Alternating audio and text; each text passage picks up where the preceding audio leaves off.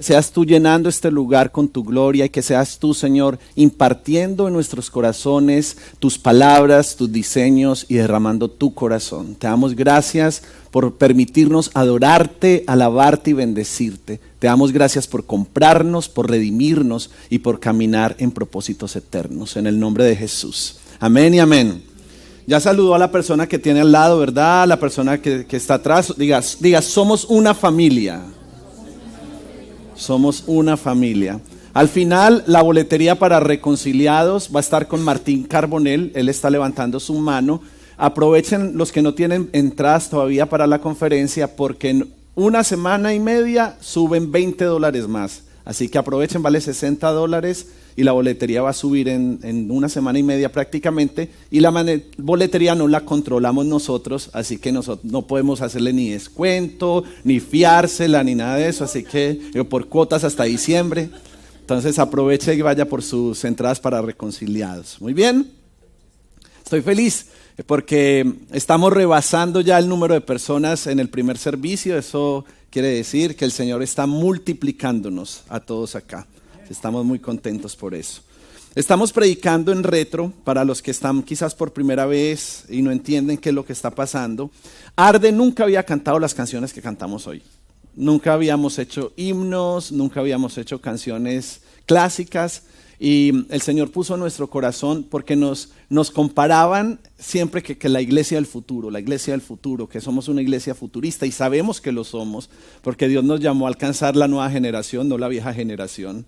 Pero de alguna forma nosotros queríamos poner un fundamento para que todos estemos claros que venimos de lo mismo. Nuestra fuente es la misma, nosotros amamos el mismo Señor, adoramos el mismo Cristo. Y simplemente hemos evolucionado y entendemos que la iglesia debe evolucionar para poder cumplir los propósitos en cada generación.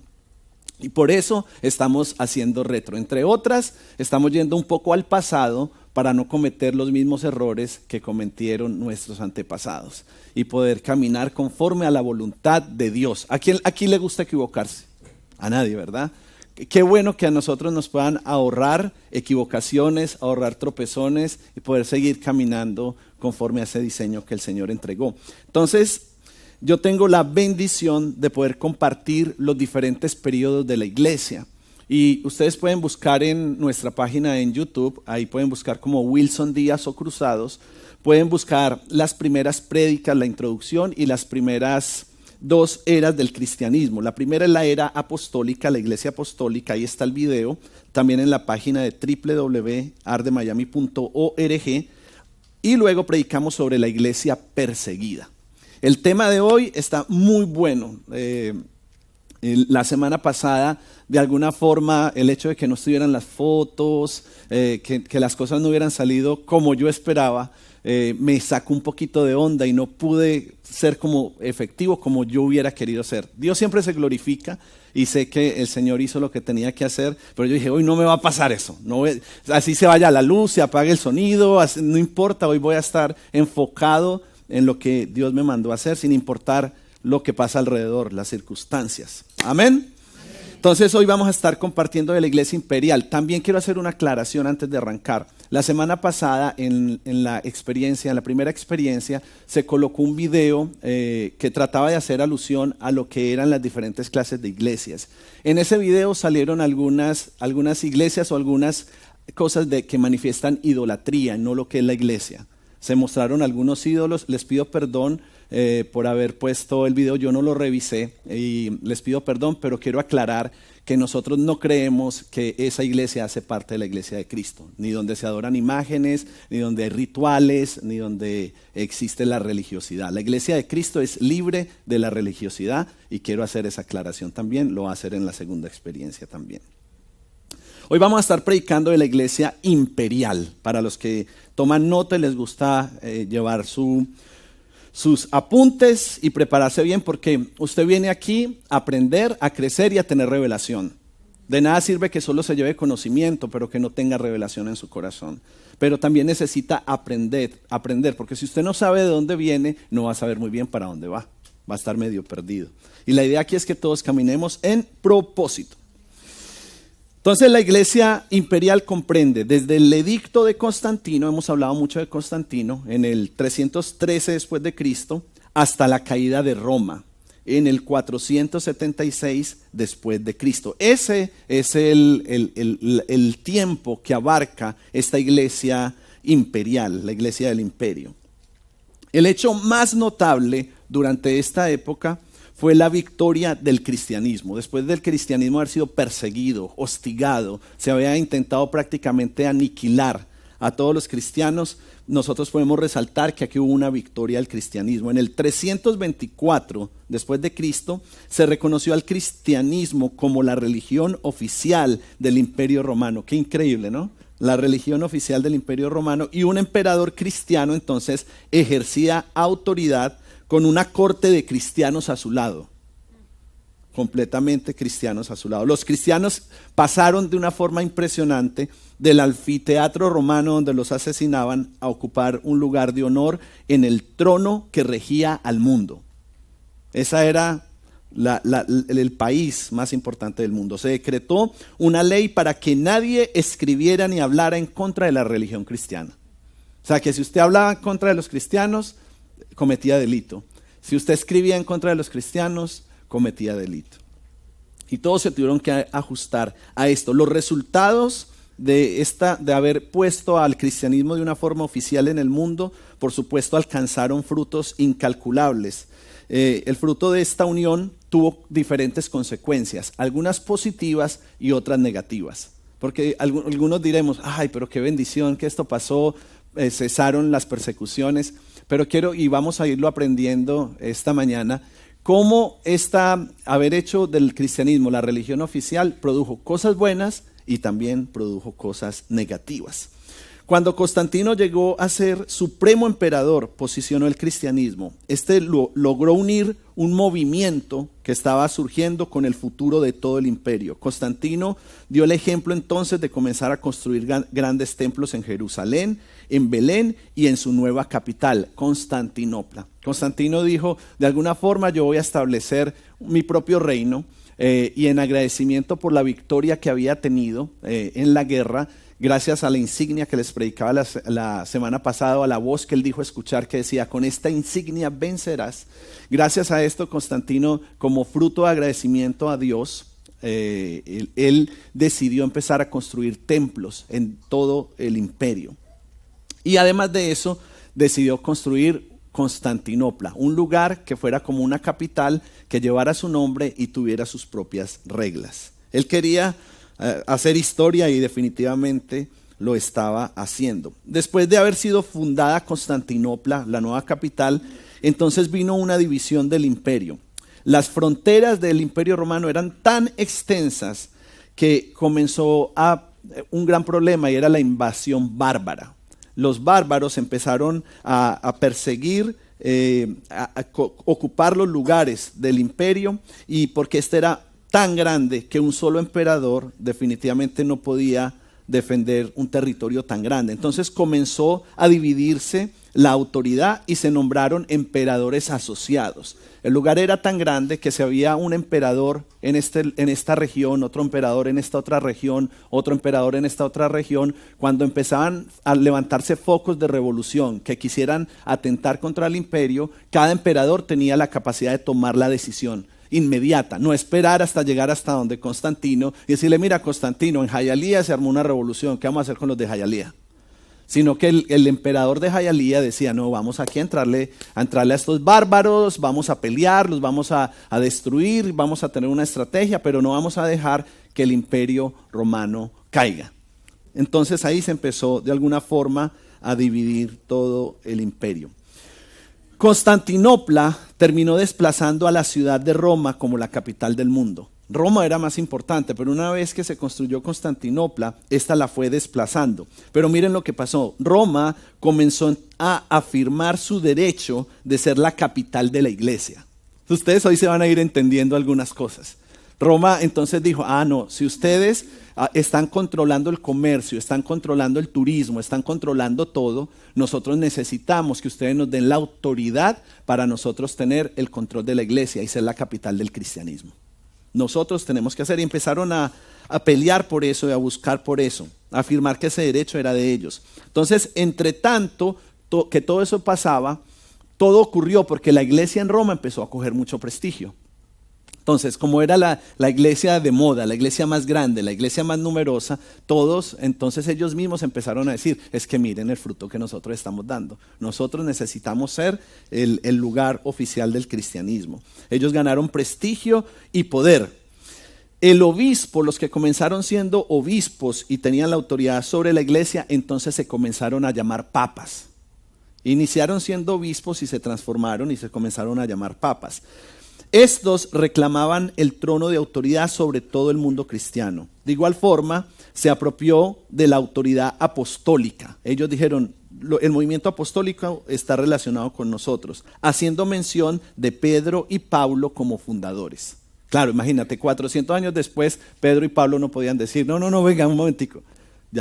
Ya ellos empezaron a tomar autoridad sobre eso y dijeron, ellos son los fundadores y esta autoridad apostólica está sobre la iglesia de Roma. Entonces cada vez tomó más fuerza que Pedro fue el primer obispo de Roma. O sea, ellos empezaron a decir, Pedro fue el primer papa cristiano.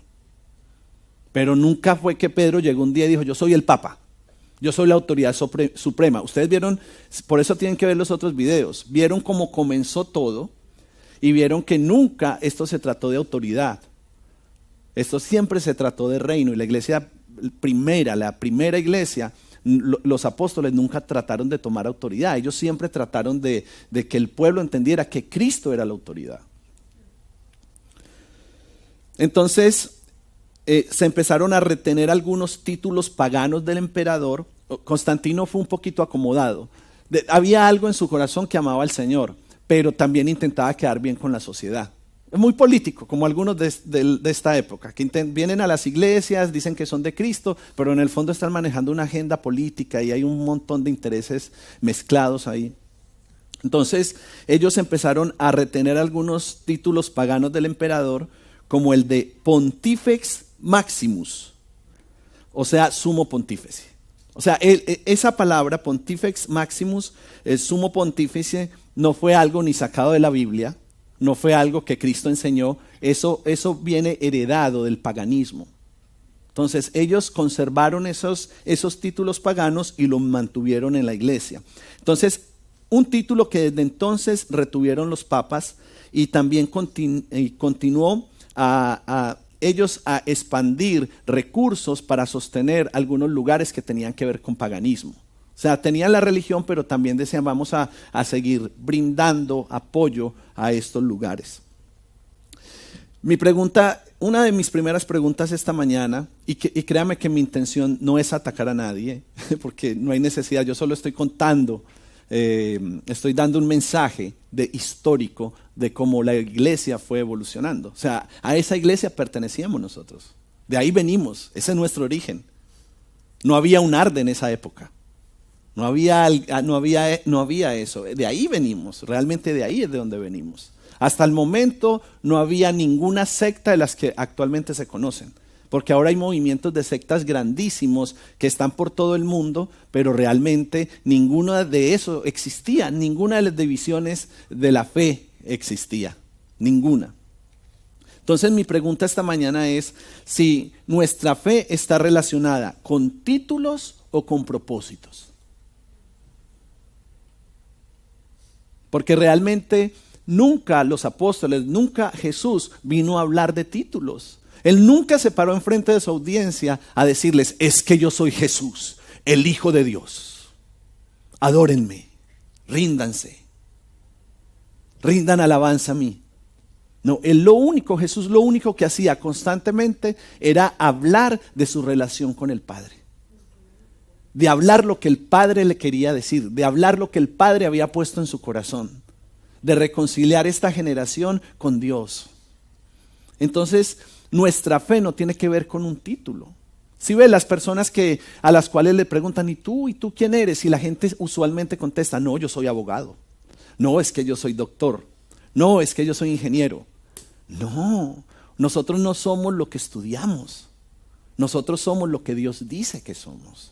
Y esto no tiene que ver entonces con títulos, sino con propósitos.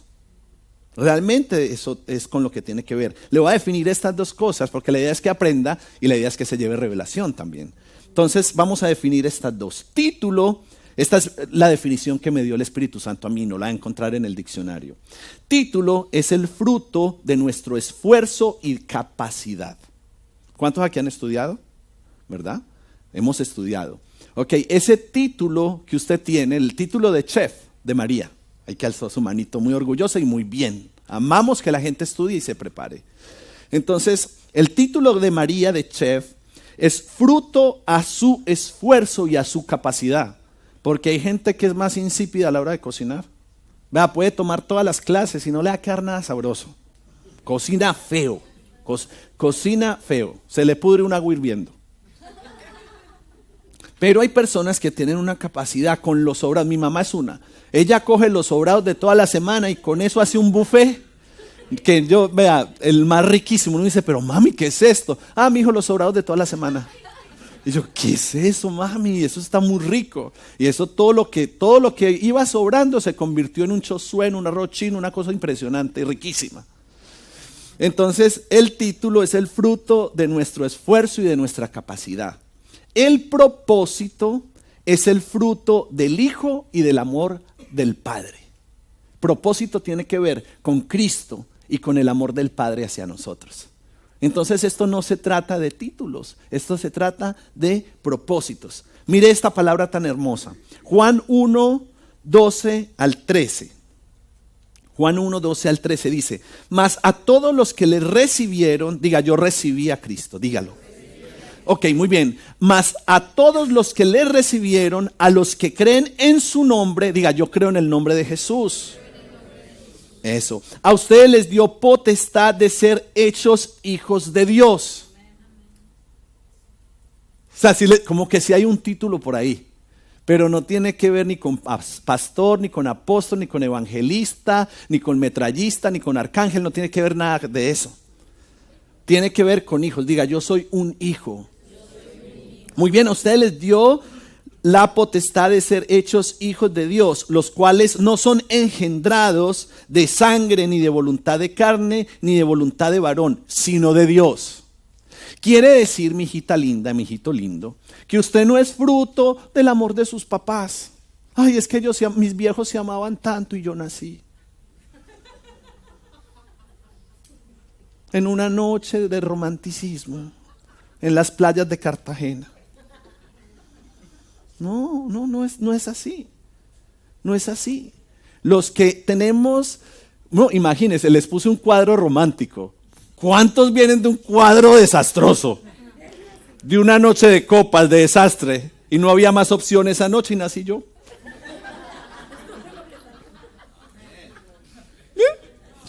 Pick me.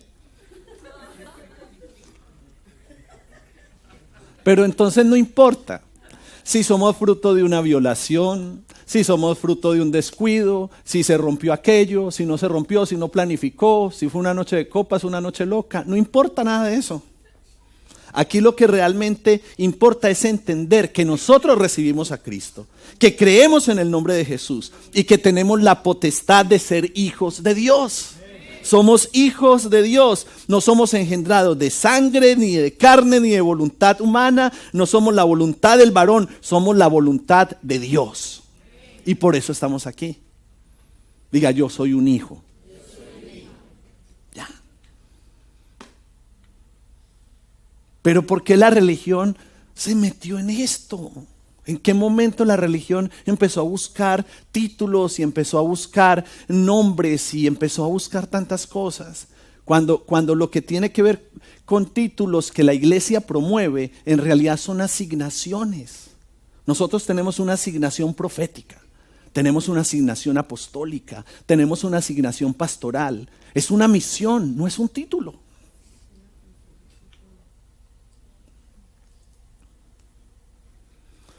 Entonces, en todas partes se comenzaron a restaurar, a reabrir los edificios de las iglesias y se dio la libertad para construir templos. Se levantaron por todas partes del Imperio Romano iglesias, pero estas tenían una forma y un diseño muy similares. Era como que una especie de franquicia. sea, las iglesias empezaron a lucir de una forma similar. Incluso todas estas iglesias empezaron a tomar el nombre de Basílica Romana o Salón de la Corte. Y estas iglesias, que por supuesto hoy persisten, formaban un rectángulo dividido en los pasillos por hileras de pilares, teniendo en un extremo una plataforma semicircular con asientos para los clérigos. Diga, pastor, está en retro. Muy bien, les traje las fotos porque no me voy a arriesgar. Entonces yo traje las fotos. Esta era la forma que tenía las iglesias. Muy bien, rectangular, dividida por hileras y con extremos. De alguna forma siempre se buscó que la iglesia de forma natural representara una cruz. Si usted puede ver, tiene los extremos y arriba algo que está que tiene una... ¿Ven? Entonces, así era la formación de las iglesias, y aquí colocaban, y hoy por hoy todavía muchas iglesias colocan las sillas para mostrar quiénes son los ministros o sacerdotes de la iglesia.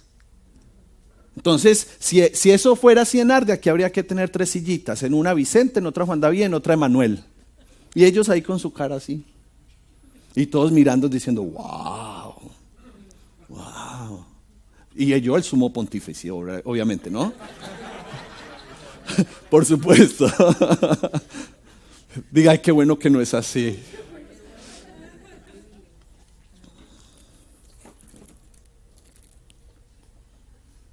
Y así poco a poco fueron evolucionando.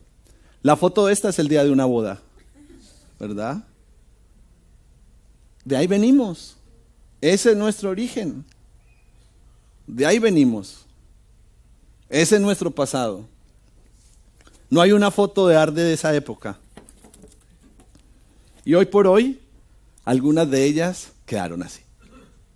Otras están remodeladas y mejor que antes.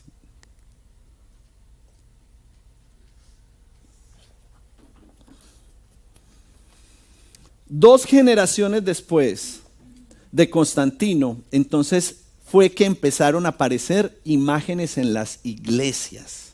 Los cristianos primitivos, ustedes han estado en las enseñanzas, se horrorizaban con todo lo que pudiese conducir a la idolatría. Todo lo que tuviera que ser idolatría, el primer cristiano lo rechazaba. Pero 2 generaciones después, en estas iglesias empezaron a poner imágenes. ¿Sí vieron de dónde viene el asunto? Empezaron a poner ídolos y se empezó a rendir idolatría. Muy bien. Entonces, cuando yo le preguntaba al Espíritu Santo, ¿qué pasó? El Señor me dijo claramente, la estructura pervierte el diseño. Cuando nosotros tratamos de ponerle una estructura a la iglesia, el diseño de Dios se comienza a corromper. Por eso es que nosotros tenemos que mantenernos en nuestra esencia. Tenemos que mantenernos en nuestra originalidad. No tenemos que buscar parecernos a otros. Sería muy fácil hacer iglesia tradicional.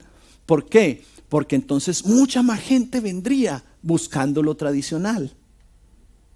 Por eso por muchos años nosotros dijimos, no vamos a cantar estas canciones que son tan populares.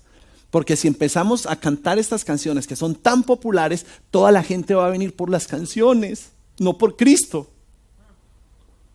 Si empezamos a predicar los mensajes tradicionales, todo el mundo va a venir por el mensaje. Porque es más fácil escuchar un mensaje que te acomode en tu espiritualidad y entonces tú decir, recibí la palabra de Dios, pero porque se acomoda a tu espiritualidad. No una palabra que te confronte, que te inquiete y que te incomode.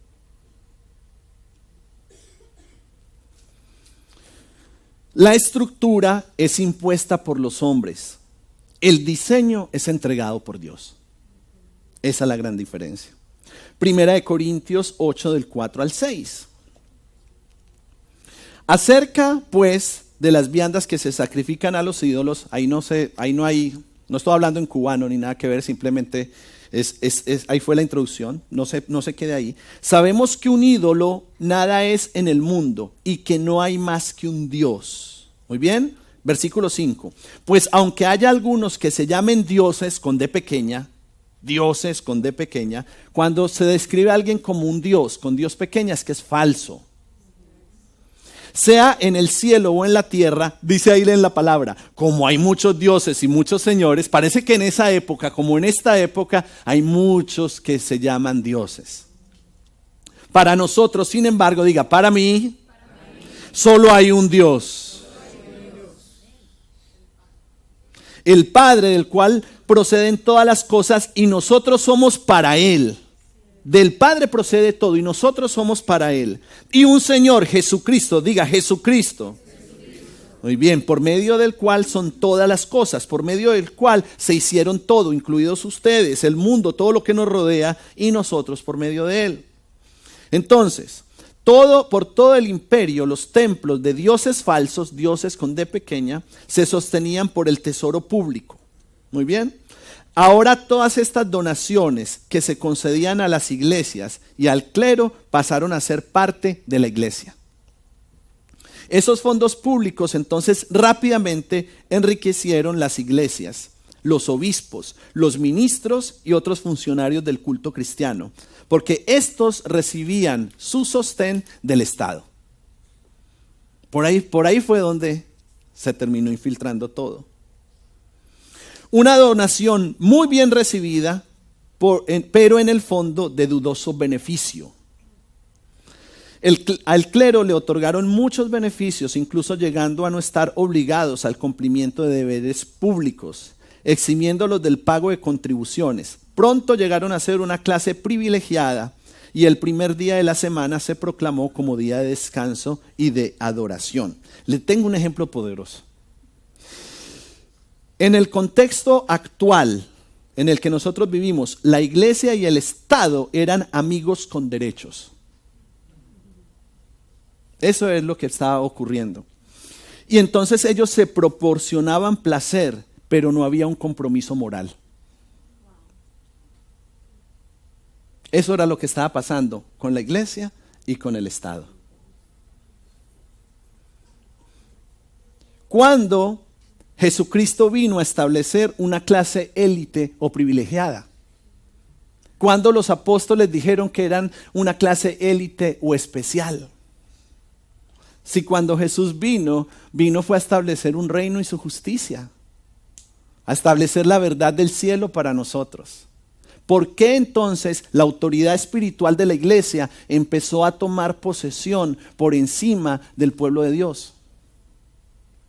Porque se pervirtió el diseño original. Claramente por interés. Mire realmente cómo es que esto debe funcionar según la palabra. Hebreos 7:27. Como aquellos sumos sacerdotes de ofrecer primero sacrificios por sus propios pecados y luego por los del pueblo, porque esto lo hizo una vez para siempre, ofreciéndose a sí mismo. Está hablando de Jesús y está haciendo una comparación. Como estos sacerdotes, los primeros antes de la muerte de Jesús, tenían que ofrecer sacrificios primero por sus pecados. Hoy es día de iglesia. Bueno, en el día de iglesia, lo primero que yo tenía que haber hecho en esa época era haber llegado acá solo, primero, y adorar a Dios y decirle: Señor, perdóname por mis pecados. Perdóname por mis faltas, para entonces poder interceder por los pecados del pueblo. Pero eso hacía de mí alguien especial. Tú tienes que ser especial. Si tú eres el que va a ir delante de Dios y luego vas a interceder por el pueblo, tú tienes que ser alguien especial. Bueno, Jesús vino a abolir eso. Entonces, ¿por qué la iglesia volvió otra vez atrás? Porque entonces los sacerdotes tenían que volver a ser los intercesores por el pueblo. Ofrecer los sacrificios por ellos y luego por el pueblo. Era retroceder a lo que Jesús nos había dicho. Por eso dice la palabra de Dios.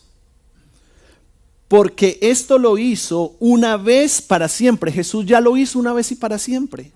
Cuando Jesús lo hizo, nos estaba representando a Pastor Will y estaba representando a todo el pueblo de Arde, ofreciéndose a sí mismo. Y mire cómo lo describe 1 de Pedro 2:5. Vosotros también, como piedras vivas, diga, yo soy una piedra viva. No piense que lo estoy insultando, es lo que dice la palabra. Si yo le dijera que es una piedra muerta, y sí, preocúpese, pero usted es viva. Dice, sed edificados como casa espiritual y sacerdocio santo, para ofrecer sacrificios espirituales aceptables a Dios por medio de Jesucristo. Entonces quiere decir que los sacrificios ahora los ofrecemos todos.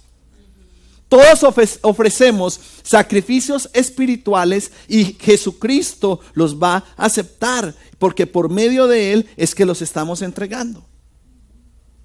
¿Sabe algo muy positivo que pasó en esa época de la iglesia imperial?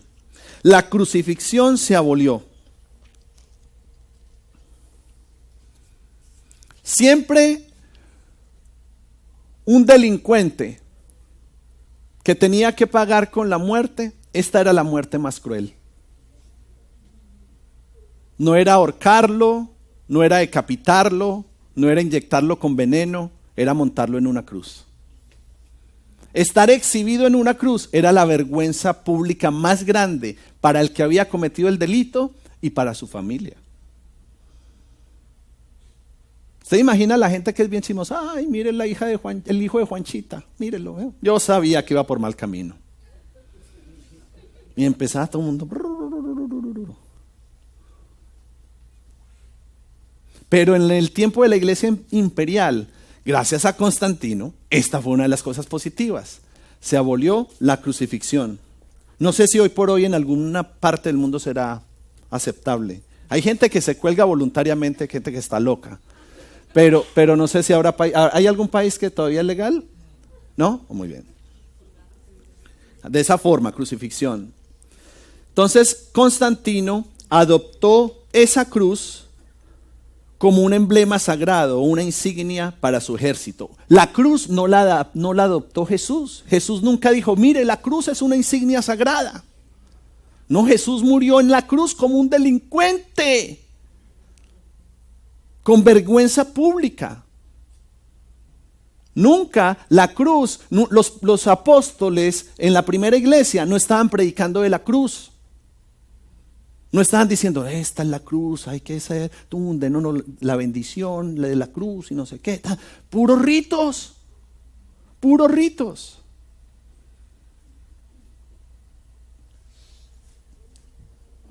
Diga, estoy aprendiendo.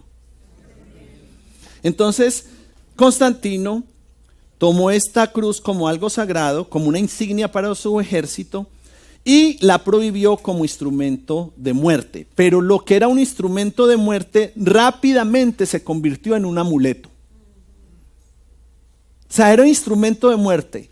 Ahí llevaban los asesinos. Pero con el paso del tiempo, lo que era algo maldito se convirtió en un amuleto. ¿Sabe qué es un amuleto? Algo de la buena suerte. Son aquellas personas que guardan en su billetera un billetico de $1 para la prosperidad, dobladito. Y si es de $2, más billete voy a tener. Quiero decirle que son mentiras. Y quiero decirle que si usted hace eso, bien sería que lo dejara hoy en el cofre del reino y se libere de esa maldición. Porque esto trae ruina, no es chiste. Si usted hace estas cosas, eso trae ruina.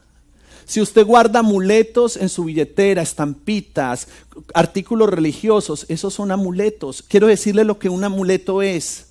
Un amuleto representa, o usted está poniendo su creencia en que el amuleto tiene poderes sobrenaturales. O sea, eso tiene poderes sobrenaturales. ¿Usted cree de verdad eso? ¿Usted cree que una insignia, que algo natural va a tener un poder sobrenatural? Bueno, entonces este reloj tiene un poder sobrenatural. Lo paro ahora para poder terminar mi prédica. No, el reloj nunca va a tener el poder sobrenatural. Para el tiempo, para el tiempo, para el tiempo. Para el tiempo, reloj, para que se pare el tiempo. No, él no tiene el poder para parar el tiempo. Quien puede tener el tiempo es el Espíritu Santo de Dios. Dios sí tiene poderes sobrenaturales. Entonces, por eso es que muchas veces usted vive atado a la religión, buscando, pidiendo milagros, amuletos, y nunca los va a tener. Se va a morir pidiendo el milagro. Pero cuando usted pone su fe en la persona correcta, en Jesucristo, usted sabe que no necesita de un intermediario para que Él le haga su milagro. Usted sabe que no necesita de una imagen, de un artículo, de un símbolo, de un amuleto para que Él le haga su milagro. ¡Qué poderoso! Qué bueno que nosotros conocemos esa verdad. La verdad nos hace libres y caen vendas de nuestros ojos. Triste sería morir creyendo estas cosas. Sí, al principio cuando uno oye estas cosas, incomoda. A mí me incomodó. La primera vez me incomodó. Luego dije, ay Señor, gracias. Y después me dio rabia. No, agradezcan que yo estoy predicando ya con un corazón transformado. Porque si hubiera predicado hace algunos años, Dios mío, vuela sangre del pontífice.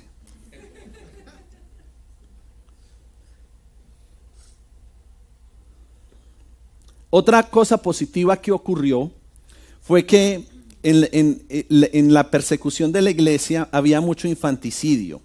Y en este momento se frenó y se reprimió todo el infanticidio. Cualquier niño que su padre, esto funcionaba así, cualquier niño que su padre no deseaba, lo podía asfixiar o abandonar en la calle para que muriera. Miren, muchos niños que encontraban muertos, constantemente habían niños afuera, era el aborto del tiempo. Hoy en día la gente aborta y nadie dice nada, lo legalizaron, pero es el mismo mal. Pero en esa época, todos los niños que encontraban muertos por allí, se los achacaban, ¿sabe a quién? A los cristianos. Decían que los cristianos asesinaban niños y los entregaban como sacrificio.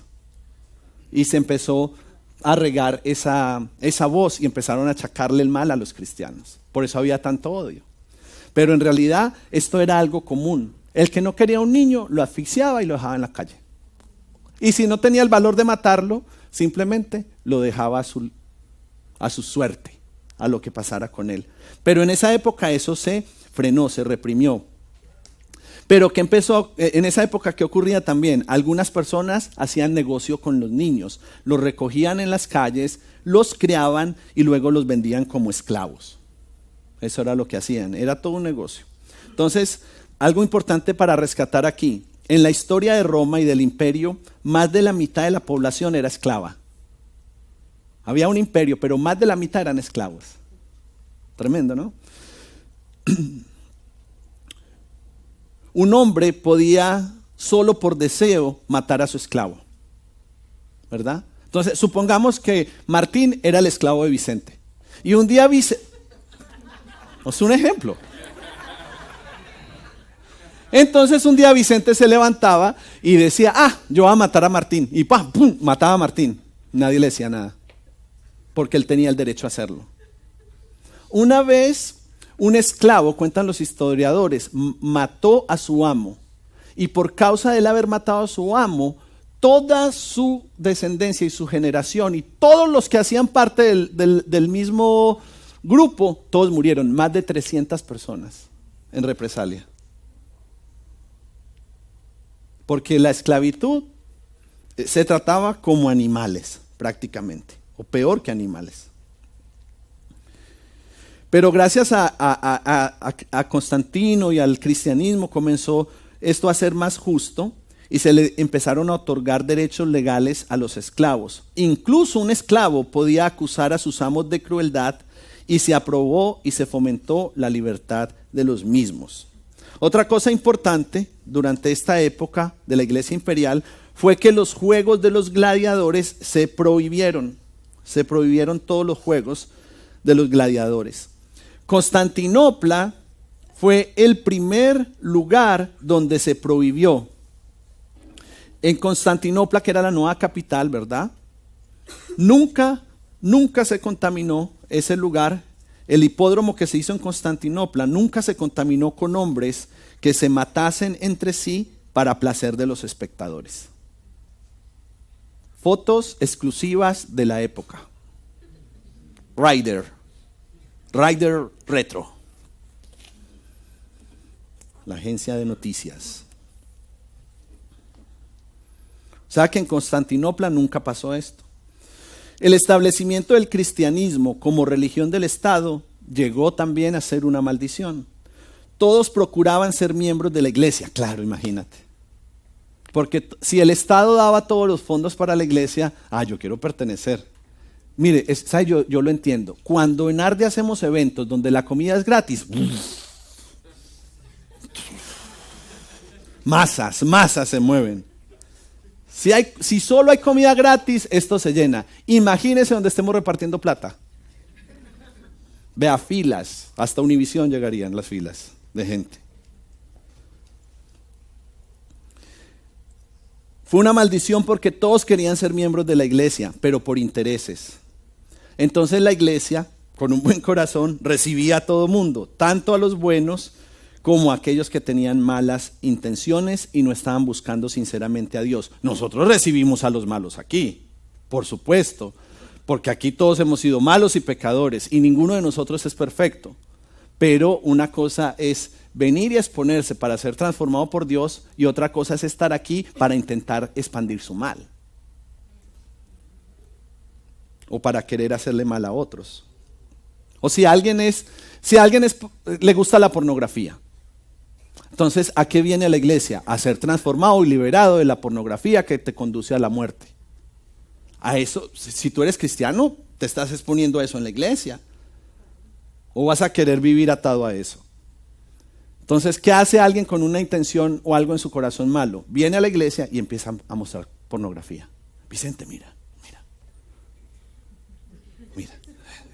Esa es su actitud. Y luego reprenderle el espíritu y enseñarle. En el amor de Jesucristo. Diga, necesitamos ser transformados.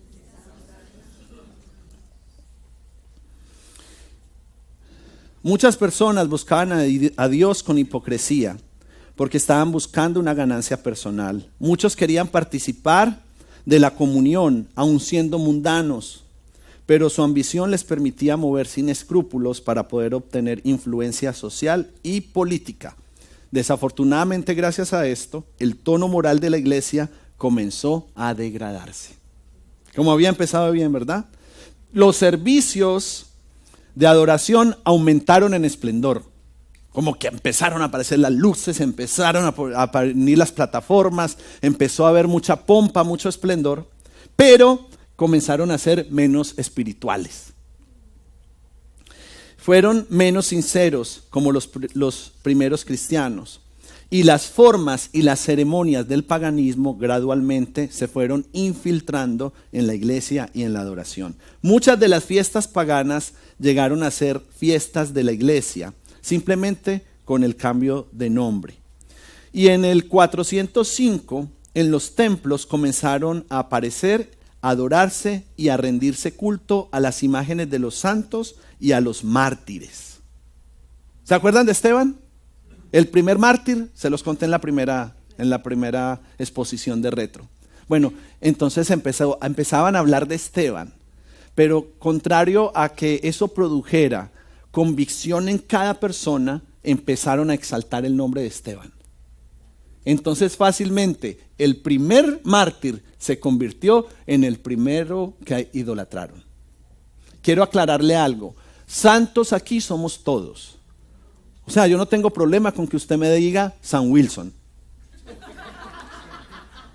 Pero si usted me va a decir San Wilson, también le puede decir San Roger. Porque todos aquí somos santos. La Biblia lo dice. Todos somos santos. Pero ellos le dieron el lugar de santos a los de la clase élite. Y a ellos le rendían adoración. Diga, yo soy un santo. No es santo por lo que usted hace. Yo sé, se acabó de acordar de la última rasca. Pero no es santo por eso. Es santo por la sangre de Cristo que lo redimió y lo compró y lo apartó. No es por sus frutos ni por sus obras. Es por lo que Cristo hizo. Diga, estoy aprendiendo. Mire, usted va a tener que compartir esta prédica con todas sus amistades en Facebook, con todo el mundo. Suéltela ahí, métase en problemas. Arriésguese. No tenga miedo. No tengo miedo que yo soy el que estoy predicando. Un día les cuento, una vez me Toda la ciudad estaba enemiga mía por una serie que lancé. Un día les cuento esa historia. Hoy no. Hoy está Cristian, hoy no. No, es broma.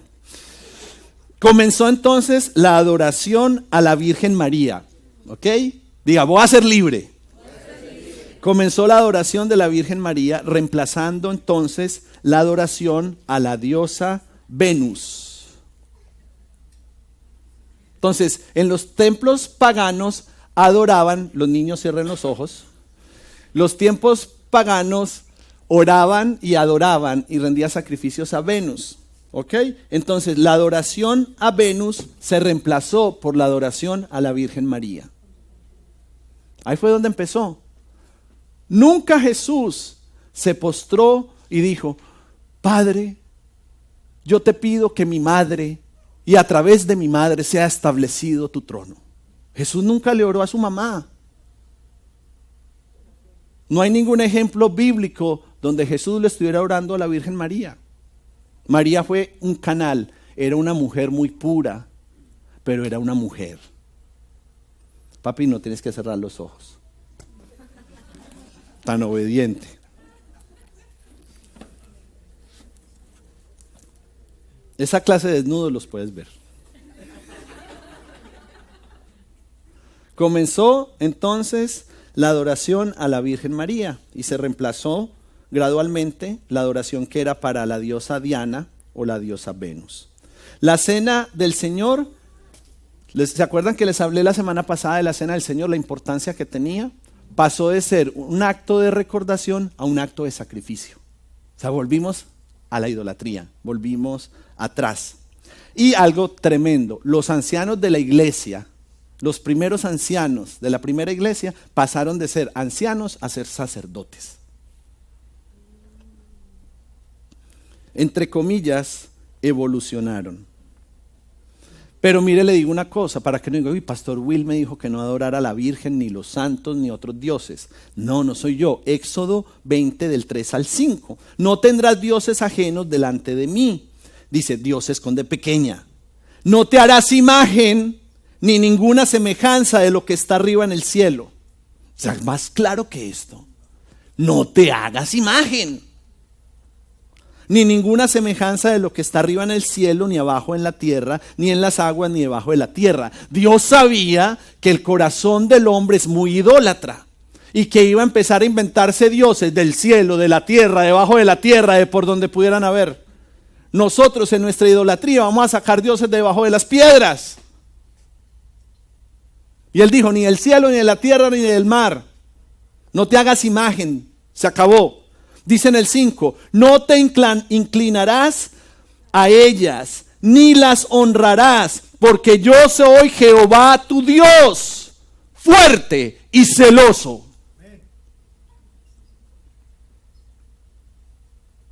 O sea, las mujeres ni los hombres podemos ser celosos, solo Jehová.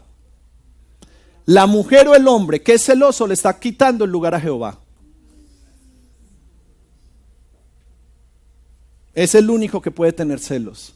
Y los tiene cuando nosotros nos postramos delante de imágenes o de dioses falsos y los adoramos. ¿Lo podemos entender? ¿Lo podemos creer? Esta es la verdad de Dios. Sea libre de la idolatría. Sea libre de la tradición. Sea libre de esa maldición. Uy, Dios, voy a necesitar predicar en el segundo servicio.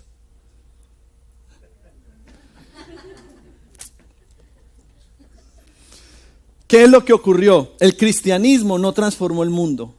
El mundo terminó acomodando a la iglesia para que ésta no fuera un problema.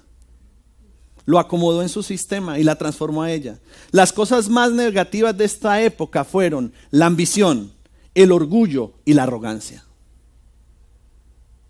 Dentro de la misma iglesia, por supuesto. La iglesia y el Estado llegaron a ser una sola cosa, amigos con derechos, como el imperio adoptó, cuando el imperio adoptó al cristianismo como religión social. Jesús nunca habló de religión. Nunca habló de esto. Mateo 10, 37, 38. El que ama a padre o madre más que a mí no es digno de mí. El que ama a hijo o hija más que a mí no es digno de mí. Y el que no toma su cruz y sigue en pos de mí no es digno de mí. Aquí nunca dijo que se postraran delante de la cruz. Aquí dijo tome su cruz, y no estaba hablando de un sentido natural. Tomar su cruz era estar dispuesto a estar expuesto públicamente por vergüenza por causa del nombre de Jesucristo. Pero nosotros somos lo contrario, nos da pena, nos escondemos, nos avergonzamos. Jesús dijo toma tu cruz. ¿Por qué Jesús habló de la cruz antes de ser crucificado? Porque no tenía que ver con un acto de idolatría, tenía que ver con un estilo de vida que iban a adoptar sus seguidores. Tomar la cruz habla de humildad, de entrega, de compasión por los demás. Pero si usted ama más a su padre, a su mamaita, a su hermanito o a su hermanita, a su hijo o a su hija, más que a Dios, definitivamente no es un seguidor de Cristo. Diga, yo amo más a mi Señor.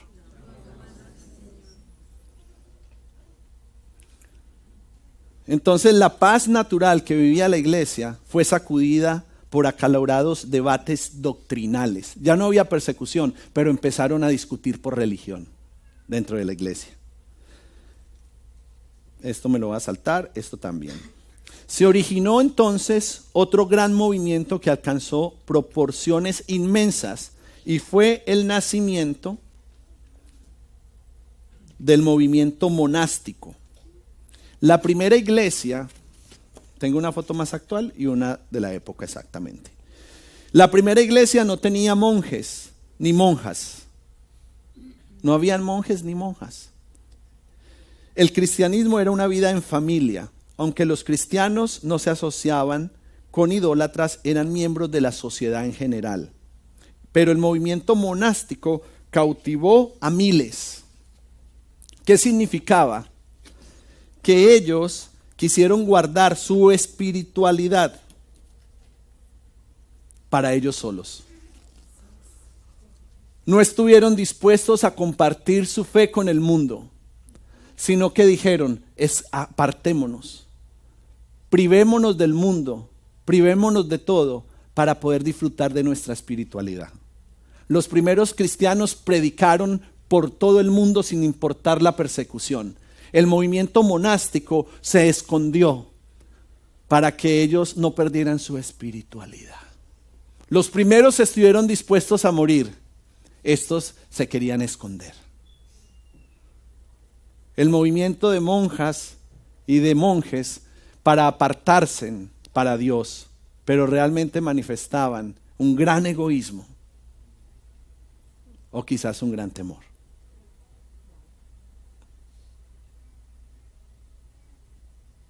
La primera iglesia buscaba multiplicar el evangelio en todos los rincones. Durante el tiempo de la iglesia imperial, ellos buscaban apartarse. La iglesia cayó en idolatría, la iglesia cayó en egoísmo, en vanagloria, se dejó seducir por el Estado. Hubo grandes victorias gracias al edicto de Constantino, pero hubo grandes derrotas. La principal de ellas es que nos convertimos en religión, cuando Jesús nunca vino a establecerla. Jesús vino a abolir la religión.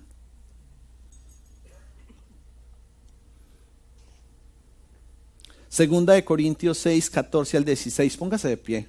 No tienen que pasar los profetas adoradores. Hoy no vamos a cantar al final. Si quiere cantar más, venga a las 11:30 y cantamos otro rato. Gracias, Señor. Segunda de Corintios 6, 14 al 16. No os unáis en yugo desigual con los incrédulos, porque ¿qué compañerismo tiene la justicia con la injusticia? ¿Y qué comunión la luz con las tinieblas? ¿Y qué concordia Cristo con Belial? ¿O qué parte el creyente con el incrédulo? ¿Y qué acuerdo hay entre el templo de Dios y los ídolos? Porque vosotros sois el templo del Dios viviente. Como Dios dijo, habitaré y andaré en ellos, y seré su Dios, y ellos serán mi pueblo. Esa es la iglesia.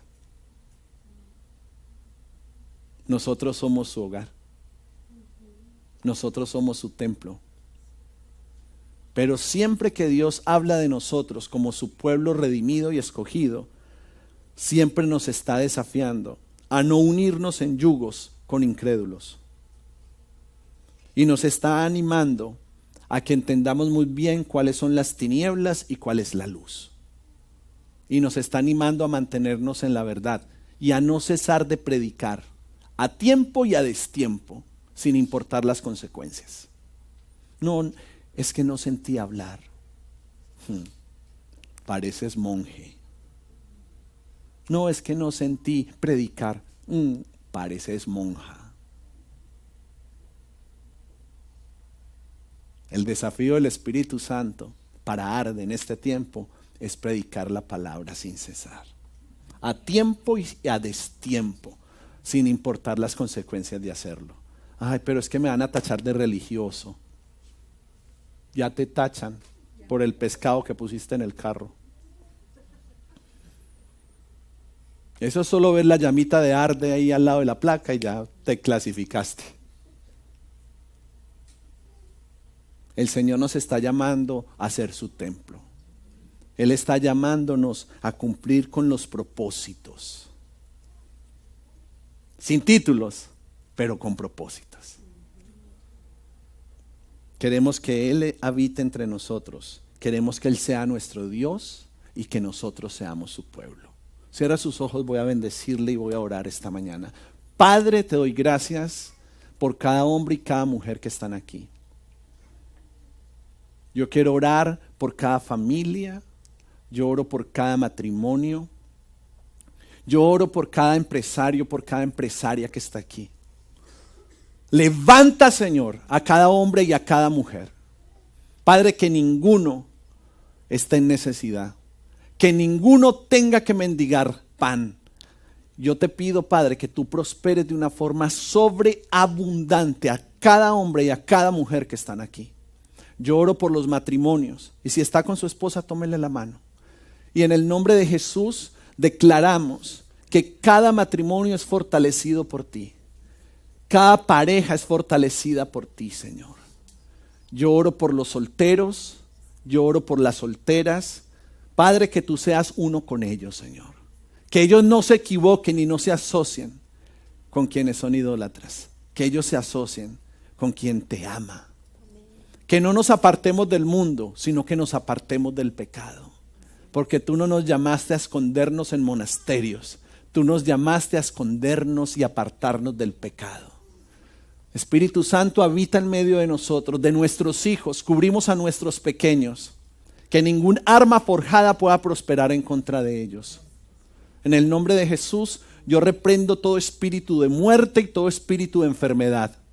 Y declaro en el nombre de Jesús que nosotros somos santificados, protegidos, cuidados, cubiertos por tu Espíritu Santo. En el nombre de Cristo Jesús. Amén y amén. Dele un fuerte aplauso al Señor.